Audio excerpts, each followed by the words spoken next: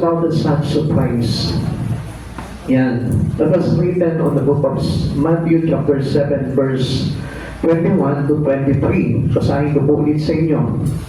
Hindi lahat na tumatawag sa akin, Panginoon, Panginoon, na ipapasok sa kaharian ng langit, kundi yung lamang sumusunod sa kalooban ng aking amang nasa langit. Ang Lord po mismo nagsabi po dito sa atin na hindi lahat. So, hindi lahat. So, meaning, even in this church, hindi lahat. Amen. So, yun lamang po ang totoo. At sino po ba yung mga bagay na yun? Okay, tingnan po natin. Sabi ko dito, pagdating ng huling araw, marami ang magsasabi sa akin, Panginoon, nangaral po kami, nagpanayas ng mga demonyo at gumawa ng mga kapabalagan sa inyong pangalan. So, ito po mga tao na ito, nakita niyo, mga naglilingkod po ito, ano po? They are Christians, serve God. So, paano pa po kaya kung wala pa po tayong ginagawa, di ba? So, mapapansin po natin dito na talaga mayroong hinahanap ang Panginoon para tayo po talaga ay maligtas. Now, ang sasabihin ng Panginoon po dito sa mga tao na ito, at sasabihin ko sa kanila, kailan may hindi ko kayo nakikilala. Lumayo kayo sa akin, mga mapagawa na masama. Now, bakit mayroong karakter po dito, mga mapagawa na masama? Lumayo kayo sa akin, mga mapagawa na masama. Samantalang naglingkod naman sila sa Panginoon. Nangaral sila ng salita ng Diyos. Nagpanayon sila ng mga demonyo. At ano pa po yung mga ginawa po nila? Gumawa sila ng kapabalaghan sa pangalan ng Panginoon Kristo. Pero still, ano sabi sa kanila ng Panginoon? Lumayo kayo sa akin, mga papagawa ng masama. Alam niyo po kasi, hindi po talaga tayo pwedeng maging mixed Christian. Amen. Mixed with the Word, mixed with the Christian. So, hindi po talaga tayo pwede nun. Kasi, we cannot sin and win. Amen. Hindi po tayo pwedeng mabuhay ng balungkot, tapos tayo po ay magkakaroon po ng buhay na walang hanggan. Hindi po sinabi ng Lord sa atin yan. Kailangan po talaga na tayo po ay maituwid according doon sa kalooban ng ating Panginoon. At yun po yung kailangan maganap po sa atin. Okay? Ito po kasi yung pinapaiwasan po sa atin ng Panginoon. Yung magkaroon po tayo ng tinatawag na sad surprise. Napakalungkot po talagang isipin na we find out soon or at the end of our life, tayo po pala ay hindi makakapasok sa kaharian ng Diyos. Yun po yung sinisiguro sa atin ng Panginoon na gusto niya, lahat po tayo makapasok po sa kaharian ng Panginoon. Amen. At yun po yung tinuturo ng Panginoon sa atin to avoid this sad surprise. Amen. Tignan po natin, sabi po dito, there are many disappointments in life. Marami po yan. Every day in our life, medyo meron po tayo mga experiences na nakaka-disappoint o kung parang nakakawalan ng gana o nakakalungkot. Some have to do with family and career failures. So, di ba, minsan sa pamilya natin, bakit hindi nakagraduate yung anak ko? Bakit naging ganito yung anak ko? Bakit hindi siya naging successful? Bakit hindi ko naabot yung aking gustong maging career? Diba? Kung minsan, asa tayo ng asa, yayaman na ako, makatagumpay na ako. Pero nagkakaroon po tayo ng failures doon. It is caused to us disappointment. Nakakalungkot isipin po yung mga bagay na yun. Pero, ano pa po yun dito? Some relate to the dreams or goals not reached. Meron tayong mga pangarap na hindi naaabot. That is normal. Dahil nandito po tayo sa mundo na ito. And we cannot tell into ourselves kung ano yung gusto natin mangyari sa buhay po natin. Maaaring masabi mo, hindi gusto ko. Pero, there is always a decision that coming from our God. Siya po yung nakakaalam kung ano yung bagay na dapat sa iyo. Kung ano yung bagay na kailangan maging maipabuhay mo. Kaya nga po, alam niyo, mahirap po na pilitin yung sarili po natin. Kaya nga, kung mapapansin po natin, marami pong tao sa panahon po natin ngayon, openly, makikita ko na pinipilit nila yung sarili nila. Gusto ko yung ganitong buhay. Pilit nilang inaabot po yung ganitong buhay. At alam niyo po ba, napakalaki po ng cost nito into our spiritual relationship with God. Kaya nga, kung minsan, alam natin sa sarili natin, nagsisimba ko, Kristiyano na ako, born again na ako, tinanggap ko na si Kristo sa buhay ko. Pero, ang nangyayari po dito, what is the purpose of God into your life? Hindi yun yung nangyayari. Dahil pinipilit mo, yung gusto mo lang. Kaya nga yung pagsunod sa kalooban ng Diyos, yun yung malaking bagay na kailangan matutunan ng bawat isa sa atin. Now, why often happen this to us? Bakit po lagi may disappointment po sa buhay natin? Because in this world, there is a tribulation. And we need to have an advocate. And this advocate, sino po ba yung magtatanggol po sa atin? O sino po ba yung parang gagabay o tutulong sa atin pagdating nito mga bagay nito? Only Christ Jesus.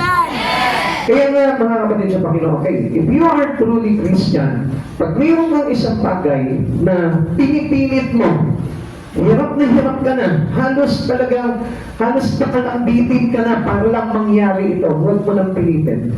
Amen. Just ask the Lord. Tanungin mo ang Panginoon, Lord, para sa akin ba talaga to? O it will cause to me some surprise someday? Come on, mga kapatid sa Panginoon, dapat makita niyo po ito. Baka mamaya, mayroong gustong ipasok ang Diyos sa buhay mo na hindi makapangyari dahil nga pinipilit mo yung buhay na yun eh. Pinipilit mo yung gusto mo lang mangyari sa iyo eh. Na it comes to us someday as a surprise. Kaya nga, tignan po natin mabuti. Let us open our spirit into the Lord. Let us always keep on asking Him. Let us always pray. Amen. Lagi tayo manalangin sa Panginoon. Magtanong tayo sa Panginoon, Lord, please guide me, O God. Tell me the right directions of this life. Amen. Ipakita mo sa akin, Panginoon, ano ba yung gusto mo sa akin? Ano ba yung mga bagay na gusto mong ipagawa sa akin? Kasi alam niyo, may mga tao po kasi ganito na balak sa sarili po nila. Ito yung gusto ko, ito yung ganyan, ito yung gusto kong mangyari sa buhay ko, sa anak ko, sa pamilya ko. Minsan, pinapangunahan na natin ang Panginoon eh. God always has a plan for every one of us. Amen. And God wanted to do it to you. Amen. Kasi yung gusto ng Lord talaga na mangyari sa buhay natin, yung plano niya, hindi yung plano natin. Kasi alam naman po natin na ang Diyos po talaga, pag nagplano sa buhay natin, magkakaroon po ito ng magandang kinabukasan. Unlike yun sa plano po natin, kumisa, mayroong mga magulang, anak, ito ang gusto ko sa iyo. Gusto ko maging doktor ka. Eh ayaw niya naman po ng pagiging doktor. Ang gusto niya, mekaniko siya. Pero pinipilit, naku, mahirap yung pagiging mekaniko, medyo maliit ang sweldo dyan. Dito mag-doktor ka, malaki ang sweldo dito. Pero hindi magiging masaya ang kanyang anak. Nagiging malungkot siya. Kaya ano nangyayari? It fails. Amen. Hindi pa rin po siya nagtatagumpay. Kasi tayo yun nagpaplano sa kanila. Bigyan natin sila ng kalayaan. Let us always support for them. Kung ano yung ikaliligaya po nila, ikagaganda ng buhay nila para sa kanila, kahit na po ano yan, basta masaya sila. Amen. Now, ganito rin po tayo sa Panginoon. Sabi po ng Kawikaan chapter 16 verse 1, nasa tao ang pag-iisip at pagbabala, ngunit ang tagumpay ay sa Diyos nagbubuhay. Hindi lahat po ng pag-iisip at pagpaplano po ng tao ay nagtatagumpay. So meaning, meron po talagang bagay na kailangan sa Lord natin po hingin. At ang ibig sabihin po niyan, hindi porke nakagraduate ka, kalooban na ng Panginoon po sa iyan. Hindi porke malaki ang sweldo mo, kalooban na ng Panginoon sa iyan. Hindi porke nakapag-abroad ka, kala mo, kalooban na ng Panginoon sa iyan. Kasi yung isipan ng tao, ang isipan po nila doon lamang sa mga bagay na ito na nakikita nila sa mundong ito. Maganda, marami pera, maganda, mayaman, maganda, may kinabukasan, may tinapos, maganda, mayroong malaking sweldo. Pero hindi natin na itanong sa Panginoon yun, Lord, is this your plan to me? Ito ba yung talagang plano mo sa buhay ko na mangyari? Gusto mo ba talaga kung may kita ko na malaki? Baka gusto ng Lord sa iyo yung simpleng buhay lang. Amen. Baka mamaya gusto nga lang ng Panginoon sa iyo yung simple lamang yung buhay mo dahil you can easily reach by other. O baka mamaya gusto ng Lord na ito na maging vessel ka ng kanyang salita ng Diyos. Ngayon kapag halimbawa sabihin natin successful ka sa iyong business, sa iyong career, baka hindi mo na maipahayag yung salita ng Diyos. Now, alam niyo mga kapatid sa Panginoon, hypocrisy is no place in Christianity. Amen. Bakit ko na may tandaan yan? Minsan po kasi ganito po yung kaisipan ng tao. Lord, kapag ako mayaman na, magagamit mo ng todo ang buhay ko. Come on, that is hypocrisy. Amen. Kahit na mahirap ka, pwede ka magpagamit sa Panginoon. Lord, kapag nakagraduate na ako, magpapagamit na ako sa iyo, magpupuntay na ako sa iyo, Lord. Pagkatapos ng mga anak ko, come on, that was hypocrisy. Amen. Hypocrisy is no place in Christianity. I tell you the truth. Dahil kung talagang totoo tayo sa Panginoon, whatever situations you have already in your life, you have the concern to serve God. Amen. Kahit na ano pa yan. Kahit na sabihin mo, ikaw pa yung pinakamahirap dito. Kahit sabihin mo, nanlilimos ka lamang, mapaglilingkuran mo ang Panginoon any moment. Basta ginusto mo po yan. Dahil ang plano po talaga sa atin ng Panginoon, our life may be used for Him. Ipagamit ang buhay natin, hindi lamang to spend our life into this world. Huwag po natin isipin at kaya tayo pinuhay ng Panginoon kasi gusto ng Diyos na magkaroon ka na ng pamilya, magkaroon ka ng hanap buhay, mabuhay ka dito sa mundong ito. Come on, let's think to. Tignan po natin kung ano yung dapat na nilalagay sa isipan po natin ng ating Panginoon. Tandaan po natin, hindi lahat nagtatagumpay sa mundong ito. Pero lahat tayo pwedeng magtagumpay sa larangan ng ating espiritu at relasyon sa Panginoon. Kung gusto lang natin. Because anyone who accepts Christ Jesus, who receive Him, pwede na po tayo magkaroon ng kaligtasan. Kaya lang, huwag pansinin po natin, ano po, minsan parang pagdating sa Panginoon, wala tayong kagana-gana dun eh. Minsan, kumbaga, parang wala tayong interest, wala yung willingness natin. Alam niyo kung bakit? Kasi nga, masyado na tayong nakapasailalim dito sa mundong ito eh. Kaya yung kagalakan natin sa puso natin, pagdating sa mga bagay sa spiritual, pag pinag-usapan na ang Diyos sa buhay po natin, wala na, nananamlay na tayo. Nalulungkot na tayo, natatakot na tayo. Why? Kasi ang gusto natin, yung mangyari yung kalooban natin. Kaya someday, it will find out na tayo po ay nandun sa tinatawag na sad surprise. Kaya nga kapatid sa Panginoon, ang Panginoon ay pinakapig po tayo para hindi tayo doon mapunta. Ngayon, kasi mapapansin po natin yan. Alam niyo mga kapatid sa Panginoon, mahirap po talaga na ang buhay po natin is to be aligned with God. Bakit? Kasi marami po tayong kailangan na i-consider eh. Pag talaga naka-align ng buhay mo sa Panginoon, kailangan i-consider mo yung mga bagay na ayaw ng Diyos. Kaya nga ito mga tao na ito, naglingkod sila sa Panginoon, pero hindi nila inalign yung buhay nila into the will of God.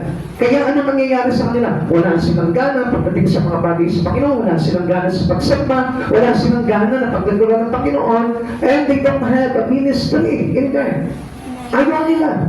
Bakit? Kasi nga, wala doon yung kanilang puso. Ang puso po nila ay nasa ibang bagay. Okay, tingnan po natin na mabuti po itong bagay nito. Sabi pa po dito, nakaklat po ng Kawikaan chapter 14 verse 12, may daang matuwid sa tingin ng tao, ngunit kamatayan ang dulo nito. So kung minsan kasi, dahil pinipilit natin, ito yung maganda para sa akin, ito yung mas mainam para sa pamilya ko. Pero sa dulo po nito, that is a sad surprise. Bakit? Kasi hindi yun yung will ng Lord. Hindi mo na itanong sa Panginoon, Lord, ano ba yung will mo sa akin? Ano ba yung will mo sa anak ko? Ano ba yung will mo sa pamilya ko? Ano ba yung will mo para dito sa pamumuhay kong ito?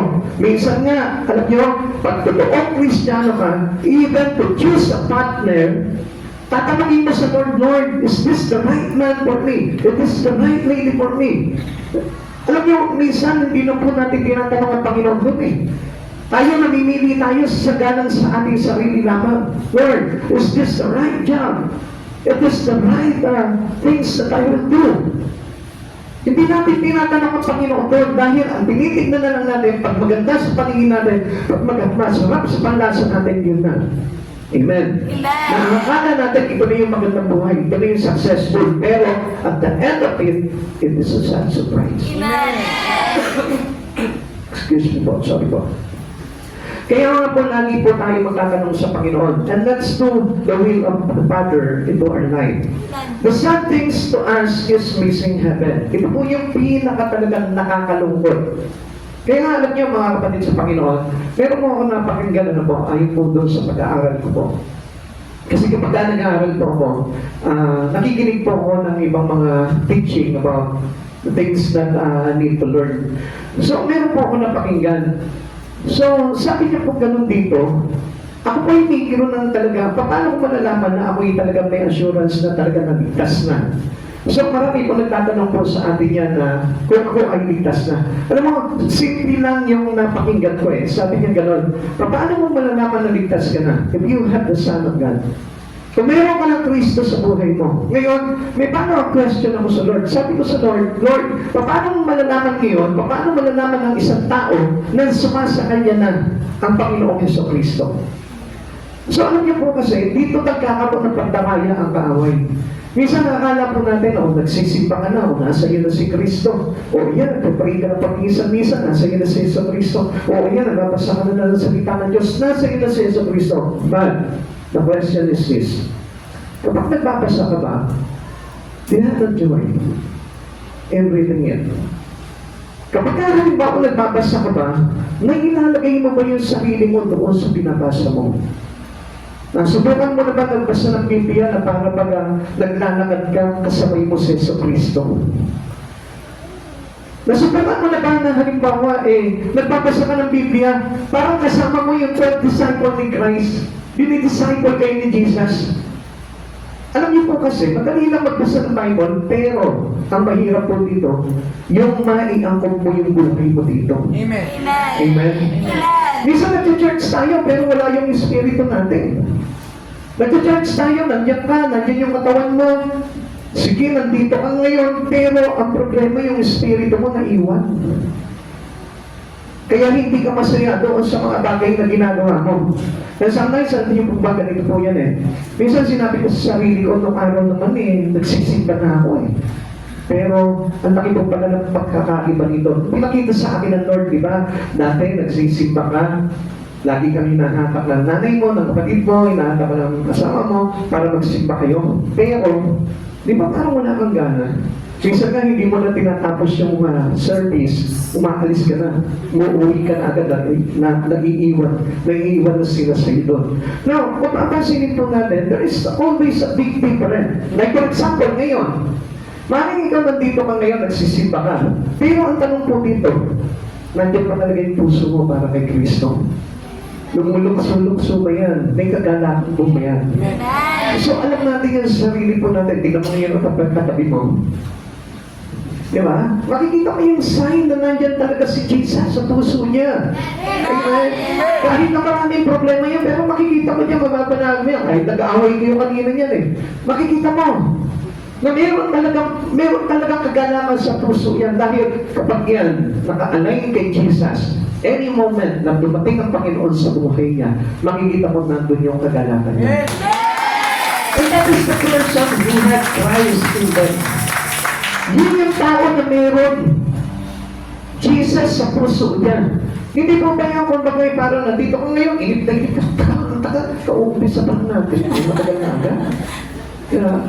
Gusto mo na agad ikat yung pastor, pwede ba, ano na tayo? Victory song na tayo. Minsan ganun po yung attitude natin So ibig sabihin nun, wala yung Christ Jesus, there is no Son of God. Wala yung mark of the Son of God is in you.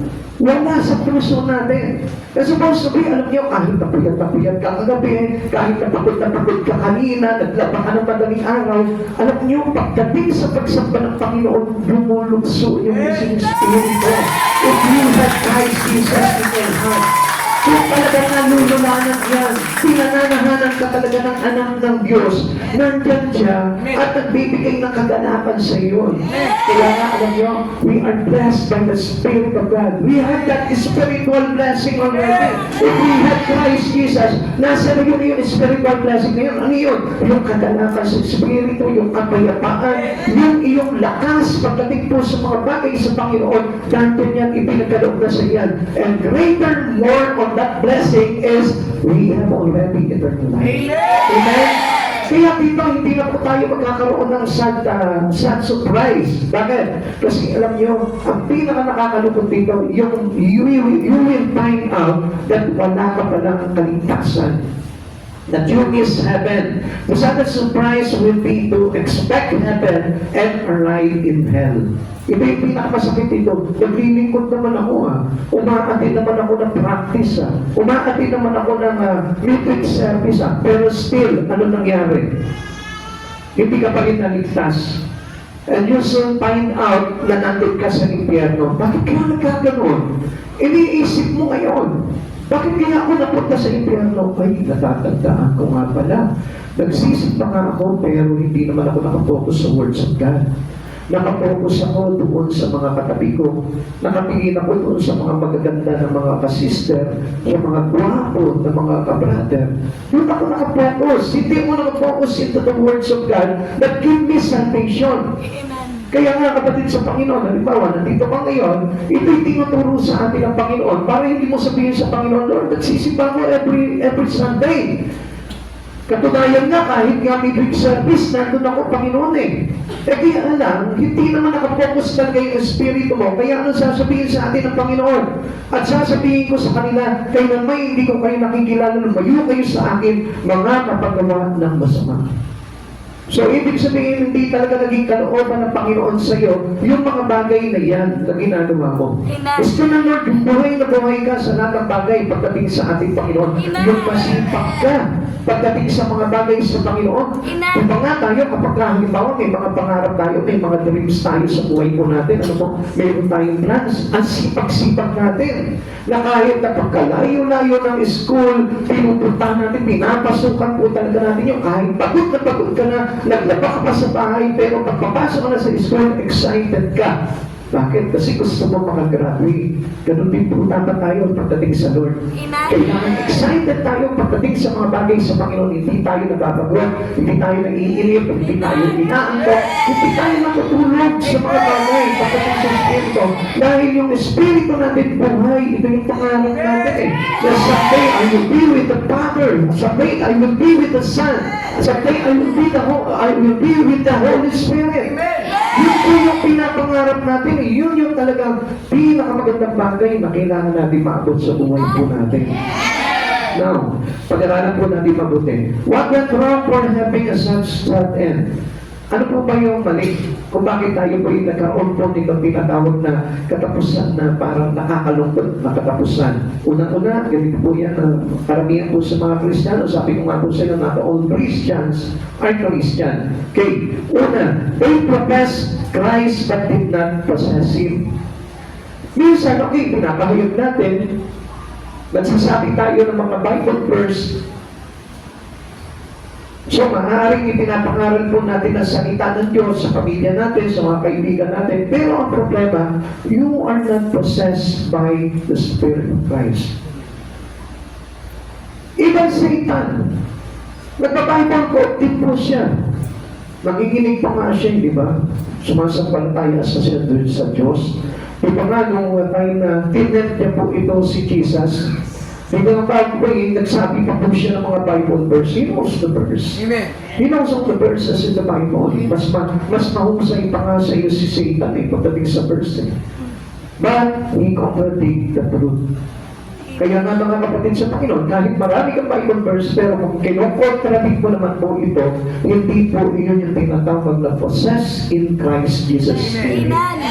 Dahil tayo po nakaalagin tayo kay Kristo eh. We have the Spirit of God eh. Amen. Kaya nga po tayo lumalakas pagdating sa Espiritu. Kaya nga po tayo nakakapanatili. We stay, we keep our life into the presence of God.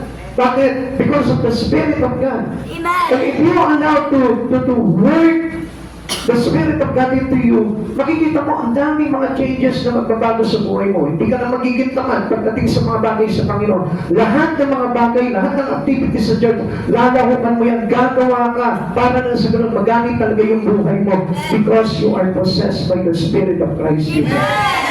Alam niyo, wala pong tumanggap kay Kristo na tamad. Wala tumanggap kay Kristo na naiinip pagdating sa mga bagay, pagdating sa Panginoon. Wala po yan yung kumbaga para nagko-complain na mainit kasi, Pastor, bawal mag-initan yung aking banal. So, hindi po ganun yung mga tumanggap kay Yesu Kristo. Genuinely, makikita niyo po talaga, masipag po talaga gumagawa sa Panginoon yan. Amen. Amen? Kaya nga, kung talaga tayo po talaga ay kinaluluranan po talaga ng anak ng Diyos, tayo po mismo, magiging masipag po talaga tayo. And that was the truth Amen. that we can see by other into us. Amen. Alam niyo, sabi ko nga po sa inyo, hypocrisy has no place into Christianity.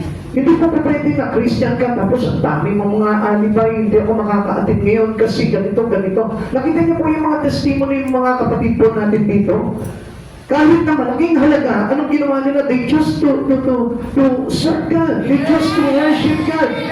Hindi po nila pinayagan na hindi po sila makadalo ng gawain po dito. Alam niyo, mayroon nga po ako minsan na meet po, sabi niya talaga, he had Christ Jesus in their heart. Malalim siya. Talagang alam niya, nag-aaral po talaga siya.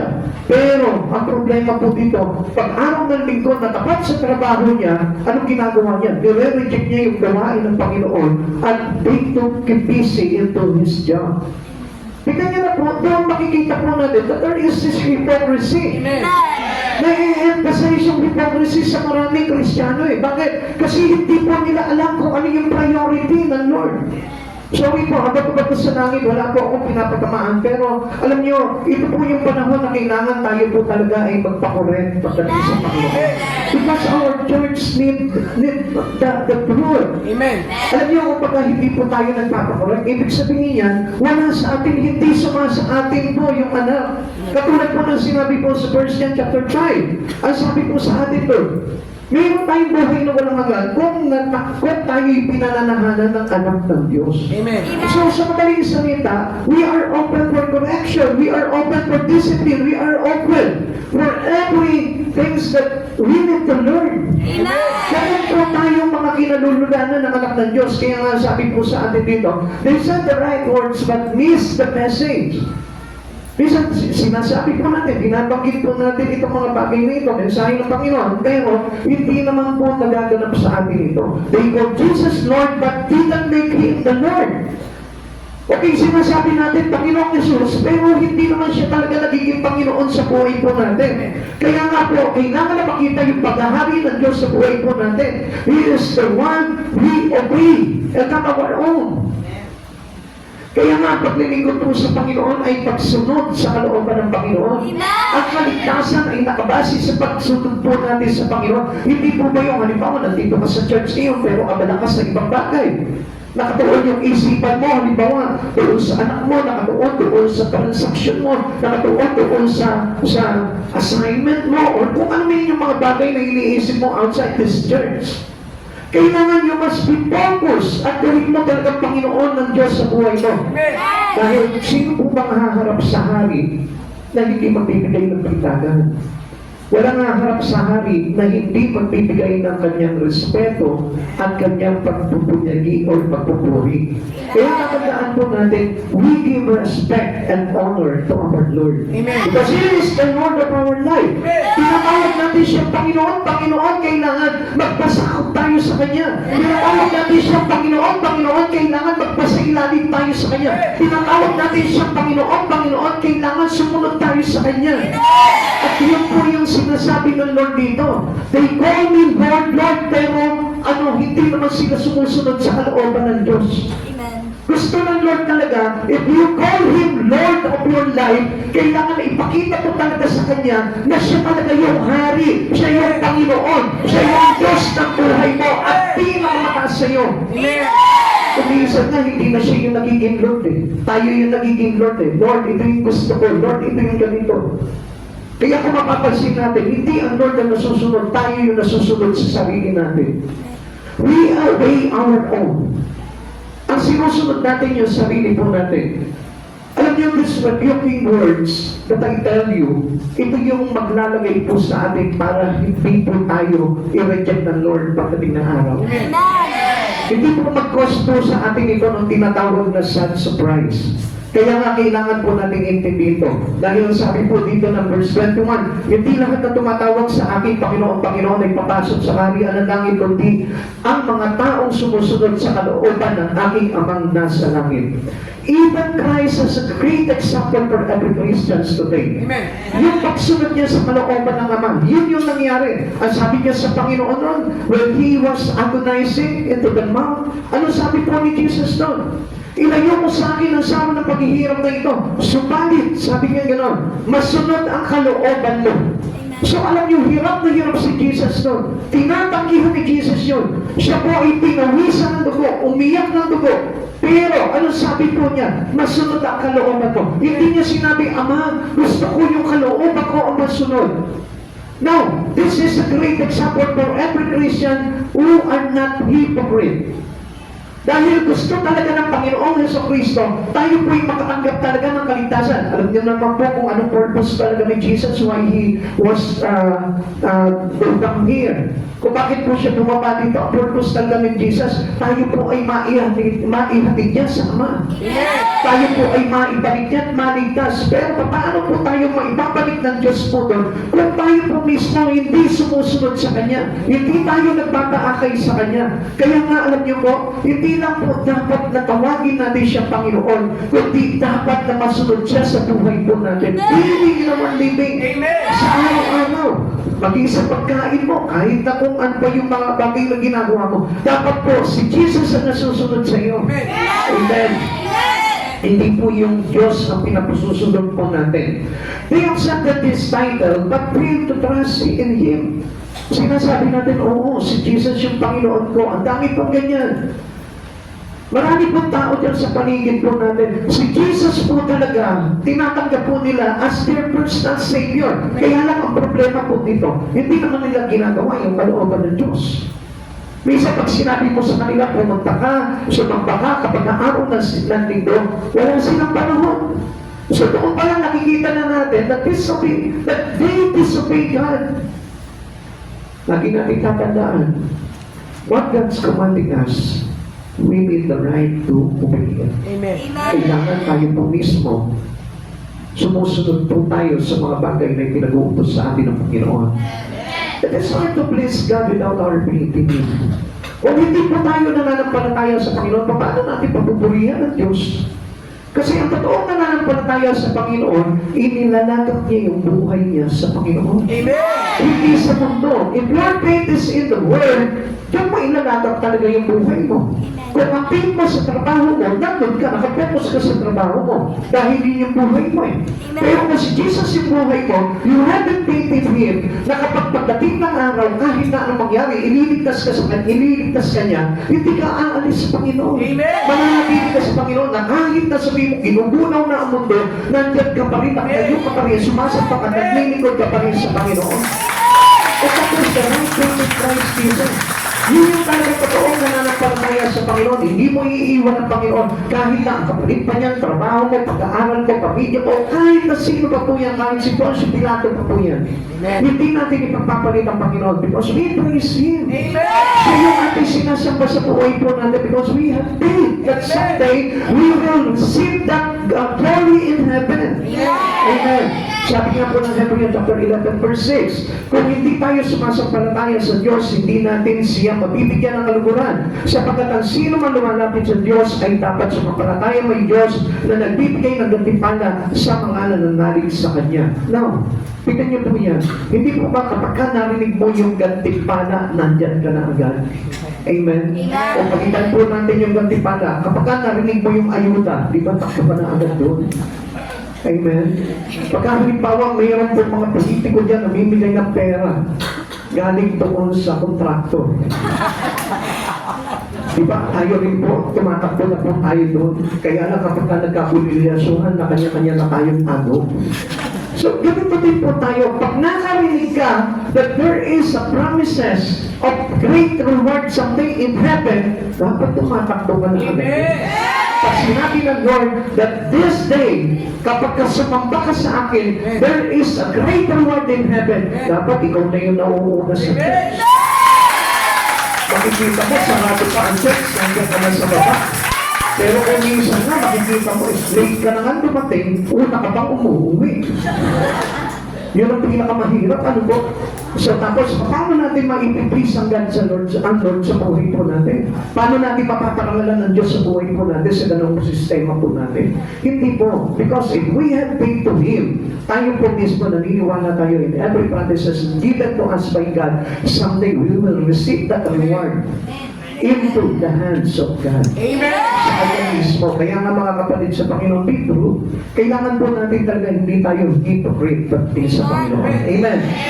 Kung tatanggapin po natin ang Diyos, tanggapin natin yung mga bagay na tinuturo sa atin ng Panginoon, tanggapin po natin yung pamumuhay na gustong mangyari sa atin ng Panginoon. Tanggapin natin lahat ng bagay. Even yung pagtutuwid sa atin ng Panginoon, pagdidisiplina. Ito pong mga bagay na ito, wala ka man nakikita ngayon, pero soon there is a greater reward. Pero kapag pinaniwala mo itong mga bagay na ito, baka mamaya sabihin sa iyo ng Lord, kailanman hindi kita nakikilala, lumayas ka, kayo mga paggawa ng masama. Kaya nga mga kapatid sa Panginoon, yun yung napaka nakakalungkot na salitang bibitawan sa atin ng ating Panginoon. Lord, naaalala ko, gumigising pa ako ng madaling araw para lang makapag-church. Tapos bigla na lang, sad surprise, sa impyerno pala ang tungo ko. Kaya nga, let us all be pious. Lahat ng bagay na ginagawa natin sa Panginoon, binisin natin. Kailangan maging maayos, kailangan lahat naka-organize, lahat kailangan may puso, lahat kailangan nakalakip yung iyong pananampalataya. Pag gagawa tayo sa Panginoon, make sure na ito yung talagang pinananampalatayaan ko. Lord, kaya ako gumagawa because this is the right thing that I need to do. Amen. Rather than the things that I do in this world. Ganun po dapat tayo eh. Kasi ganun po talaga yung tumatawag ng Panginoon sa Panginoon. Hindi po ba yung siya yung Panginoon natin, pero meron tayong ibang sinusunod. So glory to God, to our Christ Jesus. Sa kanya lahat ng kaluwalhatian at hindi sa mga bagay, sa ibang bagay na pinagpapalit natin ang Panginoon sa buhay natin. Many talk the talk, but didn't walk the walk. Minsan, okay, ang galing natin magsalita, ang galing natin mag-preach, ang galing po natin mag-share. Pero, hindi naman makita po ito sa ating pamumuhay. Let's put on the word front, but faith. So, ang pinapakita nga po sa atin dito, it is was being Christian ministry to God. So, pagpapakita lamang po ito ng ministeryo natin sa Panginoon, paggawa natin sa Panginoon na walang saysay. Amen? They major on the word instead of God's will. Sige, kabisado mo na kabisado lahat ng mga talata sa Biblia, pero ang problema po dito, hindi naman tayo sumusunod sa kalooban ng Diyos. Alam niyo po ba, the words may not become the will of God until it manifests to your word, to your walk. Kailangan po na ito po yung pinamumuhay natin, inilalatag natin. At dito po tayo nakaayon. Sapagkat yung salita ng Diyos, kung sasabihin lamang po natin at hindi natin ipapamuhay, hindi po yan lalabas na pagsunod sa kalooban ng Diyos. Dahil ang pagsunod sa kalooban ng Diyos, nakikita nagmamanifest sa iyo every single words that you read. Halimbawa, pag sinabi sa iyo ng Panginoon that you need to obey Him, nagiging masunurin ka na sa Kanya. Na kailangan tayo po lagi na tayo po active in the Spirit of God. Kailangan nakikita po sa atin yan. Amen. Alam niyo, kadalasan sinasabi nga po natin sa mga tao, mahalaga magsimba, mahalaga mag-Bible study, mahalaga ng ganito, mag-ganito. Pero tayo, we miss the things. Tayo po mismo yung nakikita na tamad tayo doon sa ganung bagay, tamad tayo na magbasa ng Bible, tamad tayo na mag-pray, tamad tayo na magkaroon ng ministry into church. Paano po natin maipapahayag yung mga bagay niyon? Kaya nga, let's put this all in proper. Amen. Lagay po natin sa ayos yung mga bagay nito. Kung talagang ikaw at yung church ka talaga, lagyan mo ng puso. Amen. Lagyan mo ng kagalakan. Yung mga sangkaputan talaga pagkakas sa Panginoon. Kapag halimbawa, nagpa-Bible study ka, lagyan mo po ng puso. Lagyan mo ng Espiritu. Lagyan mo ng kapangyarihan ng Lord. Isama mo palagi ang Panginoon sa buhay mo. Hindi nga kapag halimbawa, inutusan ka doon ka mag-Bible study. Ay, pastor, malayo yun. Dito na lang ako. So, ibig sabihin nun, hindi tayo sumusunod accordingly doon sa gusto ng Panginoon. Alam niyo nga po, nung araw, bago pa naman po sa Lord, sabi sa akin ng pastor ko, Brother Hernandez, sabi niya, doon kita i-assign sa Bible study natin doon sa Gumamela. Doon sa Gumamela po, yung lugar po doon sa amin, yung po yung mga squatter area po doon na talagang mga talagang makikita ko talaga na halos parang ayaw puntahan ng iba.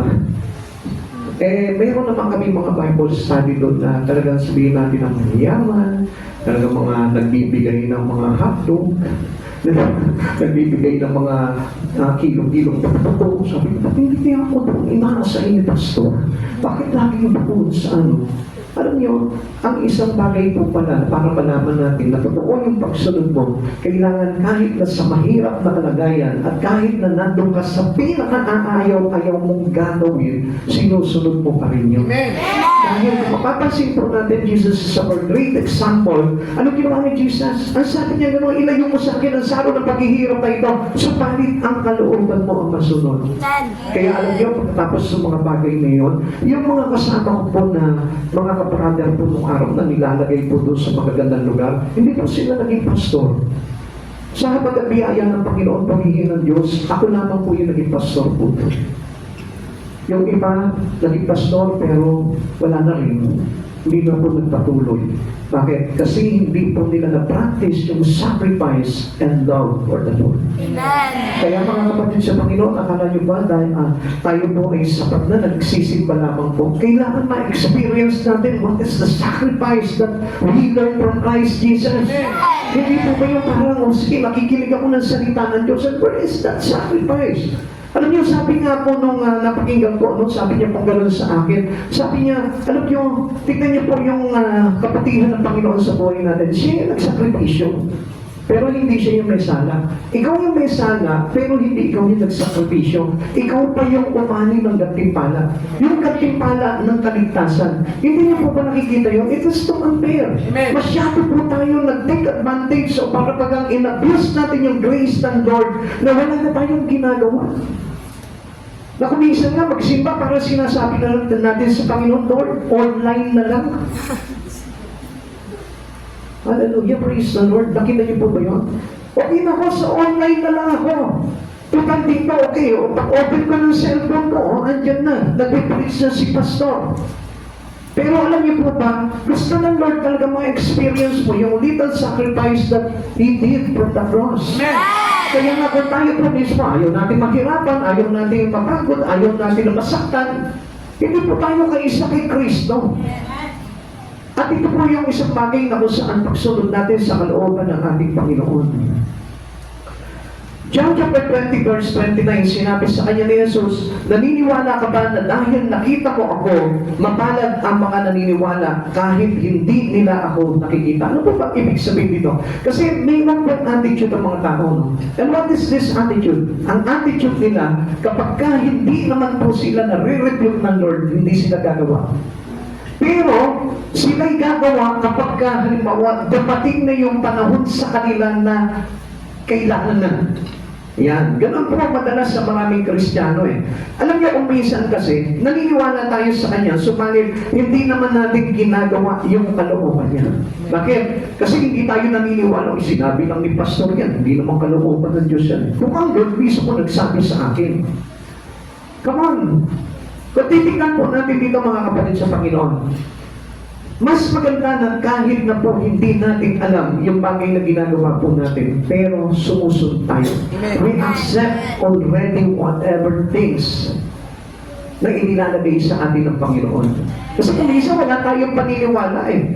Ang paniniwala natin, kailangan si Jesus yung kailangan mag-reveal sa akin sa panaginip ko, kailangan sa mga pangitain ko, kailangan po ipasok sa iyo para maniwala ka na. Ito yung totoo, pinagagawa sa akin ng Lord. Pag-church na, kailangan may pangitain pa. Diba? Mag-church kaya ako ng linggo. Sunday kaya, mag-iimpunta kaya ako doon sa church. Tapos, Lord, bigyan mo ko ng confirmation. Gusto ko kapagkahalimbawa, nag-umbong ka yung 2 bituin sa langit. Ayun. Maglilingkod na ako. Alam niyo, ang dami natin mga bagay na basihan. Hindi ba sapat na napinasok sa isipan mo maglingkod ka sa Diyos because you have the Holy Spirit na pwedeng mag-inject sa iyo dito sa isipan mo para sabihin sa iyo ng Panginoon yung gagawin mo. Amen. Kasi alam niyo, minsan ang nakita ko po sa maraming mga Kristiyano ganito. Pagka yung bagay na gagawin niya ay palabas sa Panginoon, ginagawa niya agad. Pero kapag papasok sa Panginoon and they may close their relations to God, ano ginagawa niya? Pinag-iisipan niya muna. 100 times. Minsan hindi pa sapat yung 100 times, 1,000 times. Hindi pa nasapatan 1,000,000 times hanggang sa hindi na makapaglingkod sa Panginoon. Kapatid, huwag tayong bulag. Because our spirit is already open. Because we receive already God. And that is the Holy Spirit that given us, or telling us, which is from Him and which is from evil. Kapatid sa Panginoon, alam mo yun, pag yung bagay na nakapagpapalayo sa iyo sa Panginoon, hindi sa Lord yan.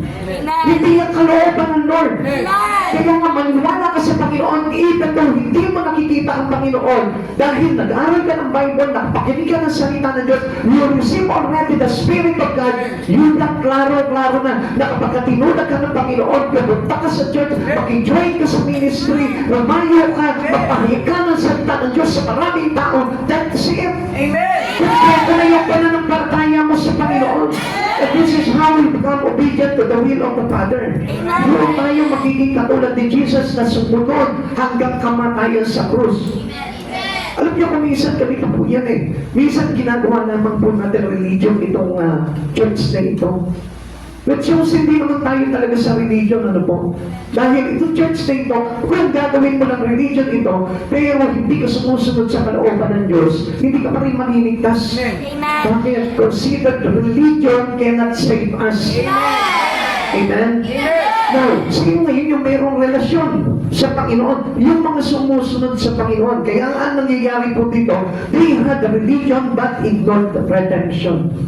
Alam natin that obedient to Christ Jesus turn us into salvation.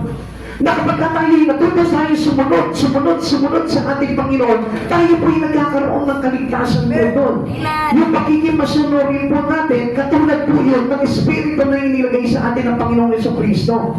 Salvation requires facing our sin and receiving forgiveness. Yung bang kapag meron kang kasalanan, minsan sinasabi mo, ay hindi na ako pwedeng maglingkod sa Panginoon, makasalanan ako. Mas lalo naman dapat na iligid yung buhay mo sa Panginoon. Hindi ito tinatakasan, hindi ito tinatakbuhan. Doing God's will begins with receiving Christ. Sa pagsunod po natin sa Panginoon, sa kalooban ng Panginoon, kailangan tanggapin mo talaga si Jesucristo sa buhay mo. Hindi po ito pagpapaimbabaw, hindi ito pagpapanggap, hindi ito pagpapakitang tao po lamang, kundi talagang if you're receiving Christ Jesus, patunayan mo. You have a public declaration that I receive Jesus and I am for Jesus already. Ganun po yung tinatawag na talagang tayo tumanggap sa Jesucristo. Pag tumanggap ka totoo kay Jesucristo, patunayan mo sa mga tao na ako ay talagang lingkod ni Cristo Jesus. Anong ginagawa na ng totoong lingkod ni Cristo Jesus? Dala-dala niya na yung mabuting balita at ipinapangaral niya sa maraming tao para makapagligtas po ito. Hindi tinatago lamang po sa kabinet ng kanyang puso. Hindi po ito iniimbak lamang sa puso niya. Kundi ito po ay ipinapahagi niya sa maraming tao because it shows for him that he really received Jesus. Amen. Ito niyo po yung mga alagad. After receiving the Holy Spirit in the upper room, ano ginawa po nila? They are bolding. They had courage to share the gospel. At anong nangyari? They convert 3,000, they convert 5,000. Ganun din po tayo na talagang nag-receive o tumanggap talaga ng Espiritu ni Jesus, tayo po mismo nag-aakay na. Kaya nga, the sad surprise here, tayo po'y tumanggap kay Jesucristo pero hindi natin ginagampanan yung tungkulin natin sa Panginoon. Hindi yung ating mga kamag-anak hindi natin madala sa Panginoon. Yung ating mga kaibigan hindi natin madala sa Panginoon. Kaya nga alam nyo, pagpalain yung mga tao dito, yung mga kapatid po natin dito na walang tigil po na nag-aakay para pagligtas ng kaluluwa. Ang ibig sabihin yun, you receive Jesus in your heart. Amen. Pero alam niyo po ba, kapag tayo po'y tamad-tamad pagdating sa Panginoon, magkaroon ka po ng down. Na kung talagang totoo, tinanggap po si Kristo sa buhay mo. John chapter 6, verse 37 to 40. Lalapit sa akin ang lahat ng ibinigay sa akin ng Ama at hindi ko itataboy kailanman ang sino man lumalapit sa akin. Ako'y bumaba mula sa langit at hindi upang gawin ang sarili kong kalooban, kundi ang kalooban niya na nagsugo sa akin. At ito ang kanyang kalooban, ang huwag kong hayaang mapahamak ang kahit sino man sa mga ibinigay niya sa akin, kundi ang buhayin ko sila sa huling araw sapagkat ito ang kalooban ng aking Ama, ang lahat ng nakakakita sa anak at sumampalataya sa kanya ay magkaroon ng buhay na walang hanggan at siya'y muli kong bubuhayin sa huling araw. Tignan niyo yan, mga kapatid sa Panginoon. It is Jesus. Si Jesus, tinutupad niya yung pangako na kung saan sundin ang kalooban ng Diyos. At ano po ba ito ang kanyang kalooban dito kay Jesus bilang anak? Ang kanyang kalooban, lahat ng ibinigay sa kanya ng Ama ay hindi mapahamak. Amen. Tignan niyo yan, mga kapatid sa Panginoon. If we are for Jesus, the same thing that we need to do in our Christian life. Sa buhay Kristiyano natin, ganyan din tayo. Tayo po mismo, may ibinibigay sa atin mga kaluluwa na para alagaan po natin. Alam niyo, ang nakakalungkot lang, marami po sa atin hindi naiintindihan. Ang akala po nila sapat na sila ay ligtas na. Gusto ko malaman mo, mga kapatid sa Panginoon, kung sumusunod ka sa kalooban ng Diyos, isa ka sa naging witness ng mabuting balita ng kaligtasan mula kay Kristo. Kung ikaw ang witness, anong sabi ng Lord? Umayaw kayo, gawin ninyong alagad ko ang lahat ng bansa. Bautismuhan niyo sila sa ngalan ng Ama ng Anak ng Diyos, Espiritu Santo, at turuan sumunod sa pinag-uutos ko. Kapatid sa Panginoon, when you are already saved, it is the same command that is given to every one of us. Katulad ng iniwan niyang command, na great commandments, doon sa mga alagad, ganun din ang iniiwan sa iyo ng Panginoon. Amen. That we need to obey it. Amen. Kasi yun yung mahalaga eh. Gusto niya talaga lahat ng mga tao ay talaga makareceive talaga ng kaligtasan. Amen. Pero ang ginagawa ng maraming Kristiyano, they keep on sitting and silent, listening to the Word of God. Pero hindi po nila ito na ipoprofess sa maraming tao. You need to profess Christ Jesus. Amen. Amen. So that we declare that Jesus is already on our way. Pagkinayan mo yun. At yun yung proof na talagang tumanggap tayo sa Panginoong Jesucristo. Ikaw naman, they work to impress but earn final distress. What went wrong having a sad end? Una, they professed Christ but did not possess Him. Ikalawa, they work to impress but earn final distress. Tignan niyo po yan. Ito yung nakakalungkot eh. Yung bang gumawa tayo ng gumawa, kaya lang parang it's just own fake. Hindi totoo. Nakiisa ka doon sa church mo, pero hindi totoo. Lumayo ka, nagligtas ka, pero hindi totoo. Kaya nga, kung mapapansin po natin, mga kapatid sa Panginoon, ang daming mga nagpe-fail sa kanilang mga gawain pagdating sa Panginoon. Hindi maitili na gagamit yung buhay po nila. They fail because hindi totoo. Amen. Pagka ikaw, genuinely talaga, yung paglilingkod mo sa Panginoon, makikita mo, maraming bunga kang madadala sa Panginoon. These were busy religious people. They knew enough about the scripture to explain prophecy. They seems to have answered to questions about the future, pero ang nakakalungkot po dito, puro lang gawa, pero hindi talaga napatunayan yung katotohanan ng kanyang pagiging isa kay Kristo. Yun ang kailangan po natin ma-improve. Yung talagang tinanggap natin si Jesus sa buhay po natin. And how it will happen to us. Work consistently before the Lord. Amen. Hindi pa kapag halimbawa ngayon lang, tapos bukas hindi na. Sa isang linggo, masipag ka, gagawa ka sa Panginoon, pero next other week, wala na, tinamad na ulit. Ngayon, masipag ka nagsisimba, pero kapag busy ka na, wala na. Come on, kapatid sa Panginoon, hindi po ganun ang sinabi sa atin ng Lord. Kaya sabi po sa atin ng Panginoon po dito, sa verse 22, sa araw na pagkakot, marami magsasabi sa akin, Panginoon, hindi po ba't sa inyong pangalan ay nangaral kami ng panayas ng mga demonyo at gumawa ng mga himala? Ganito po ang ibig sabihin yan. Halimbawa, ikaw security guard ka, pero po ba't security guard po dito? Wala. O, halimbawa, ganito. Security guard ka, yun ang trabaho mo.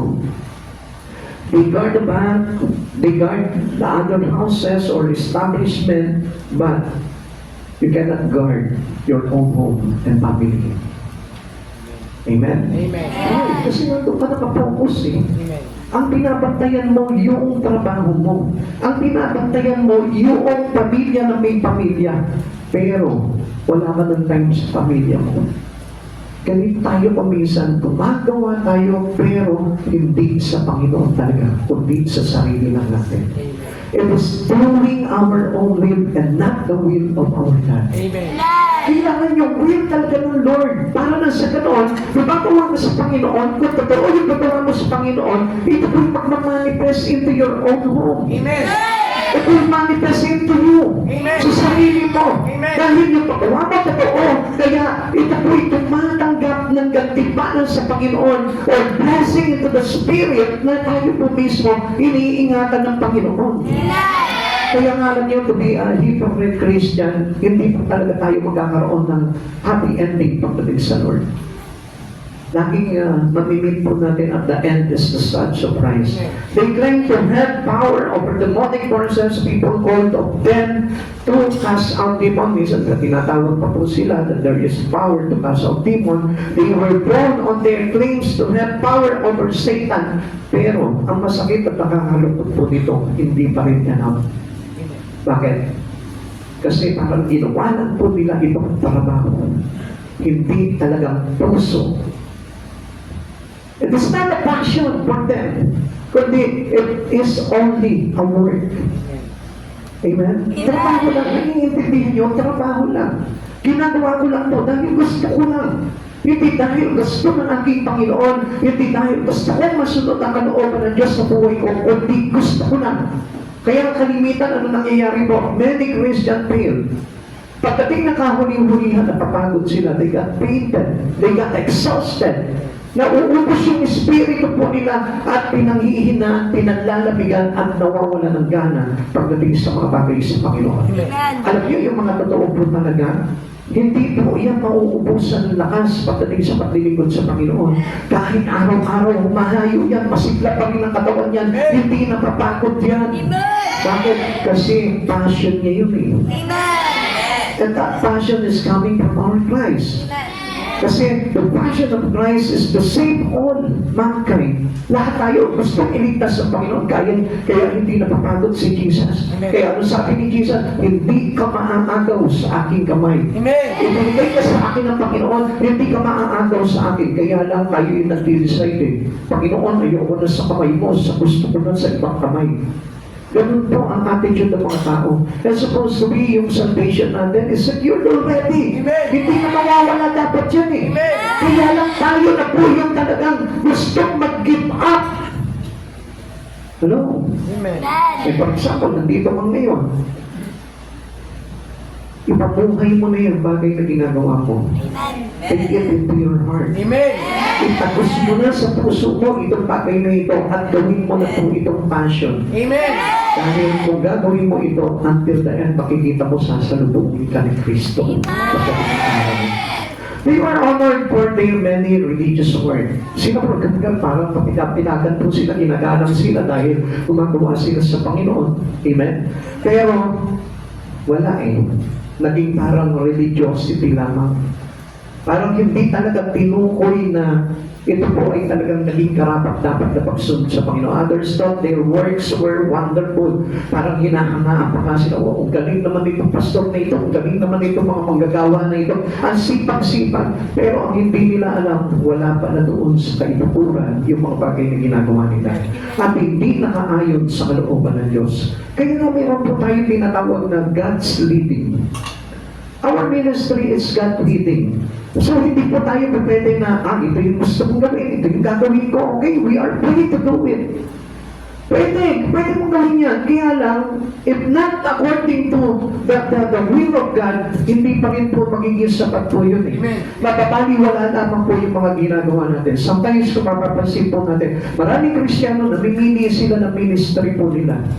Hindi pa nila talagang sinusunod kung ano yung gusto na ministry sa kanila ng Panginoon. Kaya nga mga kapatid sa Panginoon, tingnan nyo, yung pamimili po natin, alam nyo po ba, hindi nagpapakita yon ng will ng ating Panginoon. Kaya isipin po natin mabuti, tayo po ba'y talaga magpapasailalim sa Panginoon o gagawa na lamang sa sarili natin pero walang saysay lahat ng bagay na yon. Yung sumusunod ka sa Panginoon kahit nasa mahirap na kalagayan. Yung sumusunod ka sa Panginoon kahit tinatamaan. Naaapektuhan yung trabaho mo. Naaapektuhan yung pag-aaral mo. Naaapektuhan yung pamilya mo. Sinusunod mo pa rin yun because of God's leading. Amen. And that was His according to His will. Ginagawa mo pa rin yun. Alam nyo, ito po yung talagang katotohanan. Sapagkat alam niyo mga kapatid sa Panginoon, ang Lord, ang sabi niya sa atin, ang pagsunod natin sa Panginoon is to deny our own. Amen. Yung tayo mismo, matuto natin limutin yung ating mga pansarili po lamang. And be proud of Christ Jesus. At yun po yung gusto ng Lord po sa atin. Hindi po yung para proud sa atin yung mga tao, pero si Jesus naman, hindi naman proud sa atin. Natutuwa sa atin yung mga tao kasi wala naman silang malay doon sa mga bagay na ginagawa natin. Kaya natutuwa sila, hinahanga, kawaw, ang galing naman nito, tagapagturo ng salita ng Diyos. Pero, ang tanong dito, hinangaan ka ba ng Diyos? Amen? They were proud of all they were doing in God's name. Minsan, alam niyo po, pinupuri tayo sa mga bagay na ginagawa natin, pero ang buhay po ba natin, papuri-puri sa Diyos. Yun yung nakalimutan natin. Naglilingkod tayo sa Panginoon, pero hindi natin inayos yung personal situation ng buhay natin. Alam niyo, minsan, sabi sa akin ng Lord, anak, sayang ang lahat ng mga ginagawa kung hindi mo aayusin yung mga bagay sa iyo personally. Yes, that was true. At yun din po yung sinasabi sa atin ng Panginoon. Kung hindi natin aayusin yung personal lives natin, sa harapan ng Panginoon ay tayo hindi maaayos at baliwala yung mga bagay na ginagawa natin. Kahit sabihin mo na, sige, magpagod ka na magpagod, magpunta ka na magpunta sa church, pero kung hindi natin papaayos yung personal lives po natin, hindi natin ipapakonvert sa ating Panginoon, hindi tayo magkakaroon ng pag-ibig sa puso sa ating Panginoon, hindi tayo magkakaroon ng kagalakan sa paggawa natin sa Panginoon, hindi tayo talagang totoo nagkaroon ng relation sa Panginoon, I tell you, wala pa rin po. Dahil ang gusto talaga ng Panginoon that we are working with Him. Yung bang tandem tayo ni Christ. Kung paano pinakita sa atin ni Christ yung pamumuhay niya dito, dapat ganoon din po yung pamumuhay na ipinapakita natin. Pwede mo ba tanongin yung katabi mo, sabihin mo, nandyan ka pa ba? Nandyan ka ba? Yan, dalangin ka sa Panginoon, nandyan ka pa. Para masunod ang kalooban ng Panginoon. Sabi po ng 22 po ulit, ng verse 22, sa araw na pag-uwi ko, marami magsasabi sa akin, Panginoon, hindi po ba ng iyong pangalan ay nangaral kami, nagpalayas ng mga demonyo at gumawa ng mga himala. Pagpapausin po natin, ito mga bagay na ito, kung titignan po natin, okay na eh. Bakit? This is some major things that we need to do in God. Yung pagpapahayag ng salita ng Diyos, hindi po ba yun yung gusto ng Panginoon? Kaya lang, ito po yung sinasabi ko po sa inyo, hindi niya pinaayos yung kalagayan ng kanyang puso. Hindi niya pinaayos yung kalagayan ng kanyang pamumuhay. Nanatili pa rin siya sa kasalanan. Nanatili pa rin siya sa kalikuan. Nanatili pa rin po siya sa sistema ng sanlibutan. Which is ang sabi po sa atin ng Panginoon, while we are waiting for the coming of God, we need to be holy because our God is holy. Kailangan tayo po nagpapakalinis, kailangan tayo nag-aayos, kailangan na tayo po nagpapakabanal. Dahil we cannot see God without the holiness. Kaya nga, gawa tayo ng gawa sa Panginoon, pero nakaligtaan po natin yung bagay sa personal natin. Inaayos natin yung buhay ng tao, pero yung sarili natin, hindi natin naaayos. Kasi alam niyo po ba mga kapatid sa Panginoon, we got this sad surprise kung ganun ang gagawin natin. Alam niyo, marami pong mga Kristiyano pero gumagawa pa rin po ng hindi tama pagdating sa harapan ng Panginoon. And how come that Jesus will consider you as their children, as their child? Kaya nga mga kapatid sa Panginoon, pag lumapit ka sa Panginoon, you must be transformed. Amen. Renew our mind, sabi po sa atin ng Biblia. Kailangan mabago na yung takbo ng isipan natin. Yung mga bagay na mali, dapat mali na sa iyo. Hindi na yung mga bagay na mali, dahil na kay Kristo, o tama na. Ganun po yung kaisipan ng iba eh. Maraming Kristiyano, ganun po yung sistema sa buhay. Kapag ako'y nagsisipan na sa Panginoon, okay, ito, mali na ito, tama na rin. Kapatid sa Panginoon, ang Diyos tutulungan tayo. Although it is hard for them because napamuhay nila sa mahabang buhay po nila yun eh. Pero ang Diyos tinutulungan po tayong matransform. Amen. Because changes is coming from Christ Jesus. Pag tinanggap mo na si Yesu Cristo sa buhay mo, hindi na po mahirap patuloy yung mga bagay na yun. If you decided, pagka talagang sinikap mo sa sarili mo, Lord, I want a new life. I want a glorified life. I want this life that according to your holiness.